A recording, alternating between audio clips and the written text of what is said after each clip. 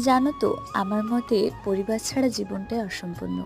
তাই আজ সবাই মিলে বিকেলে বেরিয়ে পড়েছি লালগোলা থানার খাদুয়া পদ্মার উদ্দেশ্যে। আর এই যে অপরূপ দৃশ্য দেখছো, এটা আমার বাড়ি থেকে খুব বেশি দূরত্বের না।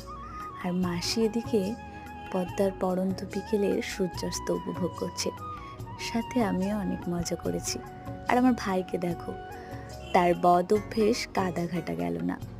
আর এই ঠান্ডা জলে পা ভিজিয়ে নিয়ে শরীরটা ঠান্ডা করার স্বাদটাই আলাদা। আর আমার আব্বু এদিকে মাসিকে পুরোটা গাইডের মতো ঘুরিয়ে ঘুরিয়ে দেখাচ্ছে। এদের তো জল পেলে বাড়ি যাওয়ার আর নামগন্ধই নেই।